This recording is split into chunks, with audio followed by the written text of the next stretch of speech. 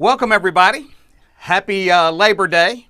I always get my holidays mixed up, but I do remember Labor Day because all the kids get out of school and it's nice to be able to drive around when there's no kids on the road. What I wanted to talk about today comes from many years of working in environments where, especially when you're dealing with salespeople, customer service, we all think we're good at what we do. We all have an ego, and that is so true. The one thing that I've noticed, though, when you look at all of the greats and you go back and you look at their history, and I want to start with just one from this past Saturday. This past Saturday, I was watching Alabama play Louisville.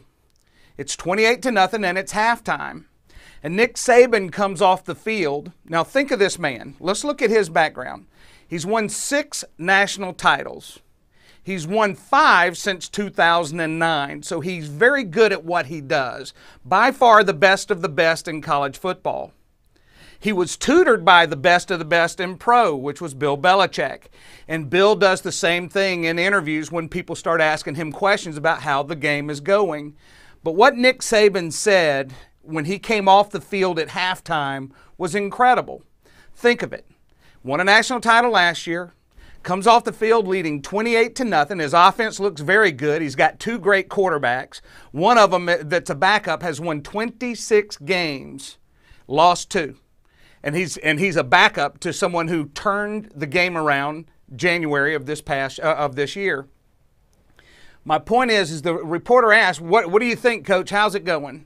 He said, hey, our offense looks good, blah, blah, blah, blah, blah. And then he focuses on the defense. Now, just again, put this in your head.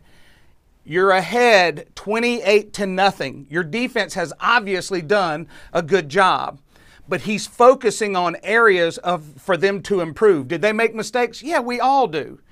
But what you've got to do is take your ego out of it to get better. What makes the best get better is when they're doing something, and every time when they get to that next rung, when they're standing on that ladder and they've reached that next pinnacle, the next question they ask themselves, what do I need to improve upon? What do I need to do to get better? And if you look at it, Steve Jobs, that man, even in death, had 10 of the next products that he had mapped out in his head, always thinking, what can I do to get better? No excuses. He was brutal in his feedback to his people. But I'm going to tell you, with those of you that use the Apple product, it's one of the best. I bought one of the first iPhones. I thought it was great. Over time, you've seen it get better and better and better. So here's my challenge to you if you're a salesperson, if you're in customer service. If you look back at some of the videos that I've done, I look at how you interact with the customer. You may win an award. You may pay for that award. And there's some, believe me, that there's no way in the world they could have won an award of great customer service because I've dealt with them and they're horrible. But you can win all these awards, but if you ride on that win, somebody's going to pass you. Someone's going to come from behind and step above you, and now you no longer matter. And to turn a ship, especially if it's a big ship, takes a long time. So you got to pay attention and always strive for excellence. Someone says, hey, and I know we all do it to our children. We want them to be perfect. We tell them they're never going to be perfect. But ladies and gentlemen, there's no problem setting that goal to be perfect. We're never going to get there. We know it. But you're always going to get better and better and better and better. Just like I said in one of my videos about Tiger Woods. Nope. I can't swing a club like him. I can't hit a ball like him. But if you go back in his history, in the times where he was beating people handily by 10, 15 shots, they would ask him, hey, what did you think? You look great out there today. And he starts talking about the areas that he needs to work on before the next tournament. And that's my challenge to you.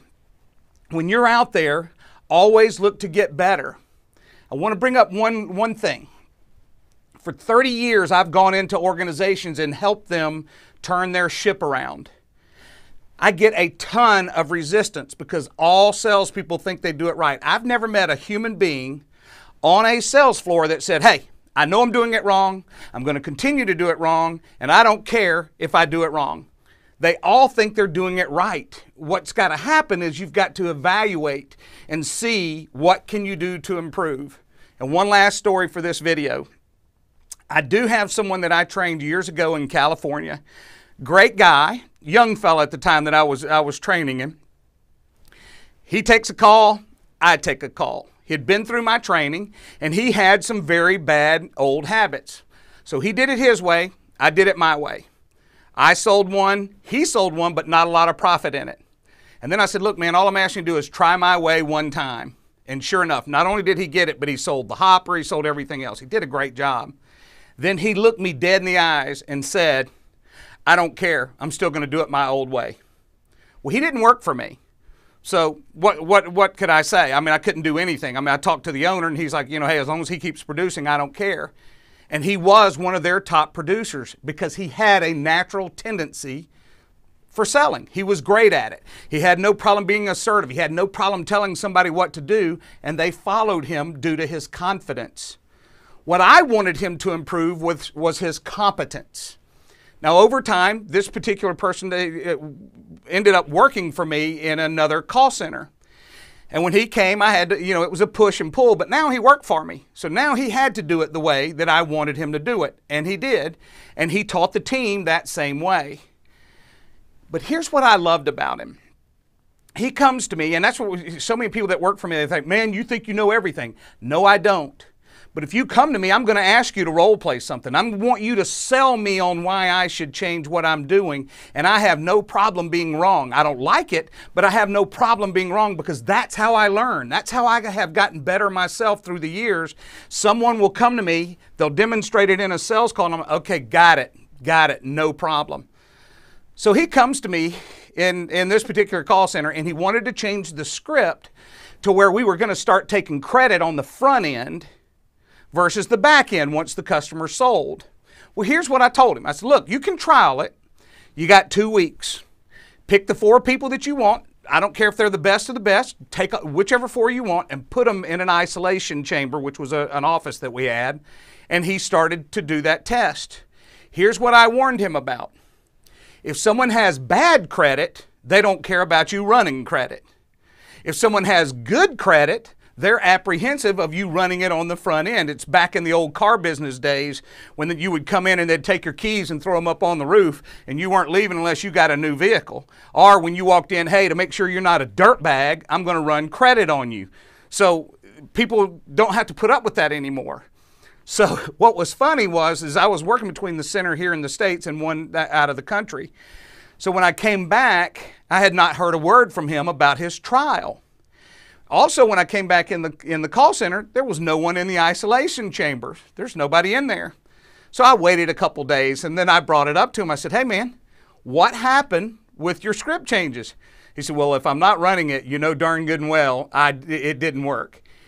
That particular gentleman now runs an organization, and he and I have always stayed in touch. He still pushes back on every idea I ever give him. And the only reason why I know the things to give him is because I've made my own mistakes. I touch the iron, it burns. But this particular gentleman went from 700 customers to 900 customers using the skills and some of the things that I taught him. But we're in the middle of talking right now. He needs to do even better because he's losing customers as fast as he's bringing in customers, so it's not benefiting him. So we've got to focus on 2 things. 1, sell more customers with the calls that come in. 2, look at your customer service to fix what's broken on the back end. Your customers should not be leaving that quickly. So that's what we're going to focus on, and my point to this whole thing is this. The reason why the best always get better is no matter how good they are, they're looking at every part of their organization, what can I do to help this get better? They don't take some silly little award that they won because no one else could give it to them, or either they paid for it, and say, oh, look how great we are. The only thing that matters, if you're in business or you're a salesperson, is what that customer thinks. So when you're interacting with these clients, you got to focus on helping them reach their goals, and then you'll reach your goals. And so many people have forgotten that. So help your customers be more successful at what they do, are more entertained at what they're looking for, and you'll be amazed at how your future will go straight up. Focus only on you, and sooner or later, that cookie will crumble. You won't be the best of the best anymore. But that's my message on Labor Day. We've got Sales Talk Tuesday tomorrow. I'm going to move it to noon because, you know, what's going on now, I've got a client that that's the only time I'm going to be available is at lunchtime. But I got a client that I just brought on that I have to spend too much time with. We're in the onboarding stage. So I'll see it Tuesday, or Sales Talk Tuesday at noon tomorrow. Look forward to it.